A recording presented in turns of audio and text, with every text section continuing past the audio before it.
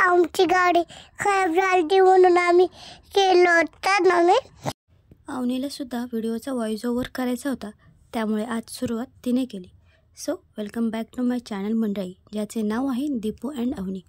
अवनीच्या बोलण्यावरून तुम्हाला समजलेच असेल आजच्या व्हिडिओमध्ये काय असणार आहे. जसे की आपण पाहिले सुरुवातीला आम्ही गाडी वेल्डरकडे घेऊन गेलो, त्यावर हुड काढताना आम्हाला असे लक्षात आले की त्यावर कमीत कमी 5 ते 6 हुडच्या लेयर तिच्यावर आहेत. मग ते हुड काढून झाले. मग वेल्डर भाऊने ती गाडी पूर्ण ओपन केली. तिथे चासी, तिची फ्रेम वगैरे सर्व वेगळे केले आणि जिथे जिथे फ्लोअरिंग खराब झाले होते तिथे तिथे नवीन फ्लोअरिंग टाकले.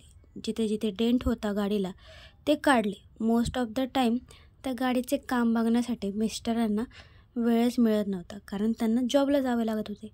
मग ते कामावरून सुटल्यावर तरी थोड्या वेळ का होईना तिथे जाऊन थांबायचे. कधी कधी तर आम्हीसुद्धा त्यांच्यासोबत जायचं. ते माझा आणि अवनीचा सुद्धा तिच्या पप्पांनी व्हिडिओ काढला आहे. आम्ही गाडी बघायला गेलो होतो त्यावेळेस. तर ही आहे आमची गाडी, आमची लक्ष्मी. हिला घेऊन जवळजवळ 9 वर्ष झाले. तिने घेतल्यापासून आमची कधीच साथ सोडली नाही. तिने आम्हाला खूप साथ दिली. ॲक्च्युली ही गाडी आमच्या लग्नाच्या आधीच घेतली होती, पण जसे मला माहिती तसे तिने आमची साथ कधीच सोडली नाही.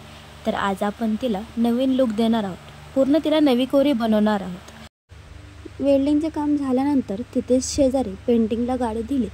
पेंटरने मग गाडीला पुट्टी वगैरे लावली. मग छान असा पेंट केला. गाडीला आधी ओल्ड फ्रेम काच होती, यावेळेस तिला सिंगल ग्लास फ्रेम लावली.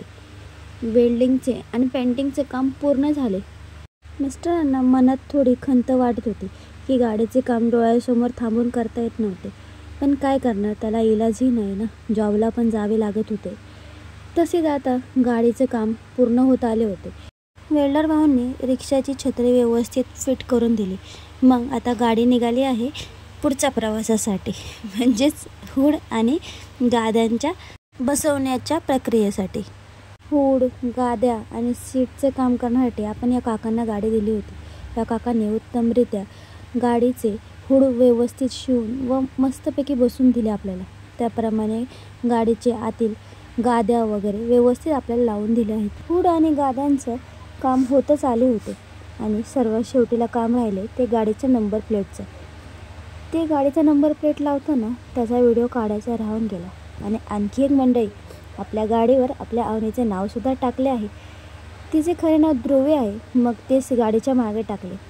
आणि अशा रीतीने आमची गाडी, आमची लक्ष्मी नव्या रूपात नववर्षाच्या मुहूर्तावर आमच्याकडे आली. मग नारायणपूरला जाऊन आम्ही तिची पूजासुद्धा केली. आता लवकरच भेटू नवीन ब्लॉगमध्ये. तोपर्यंत व्हिडिओला लाईक, शेअर आणि चॅनलला सबस्क्राईब करायला विसरू नका. बाय.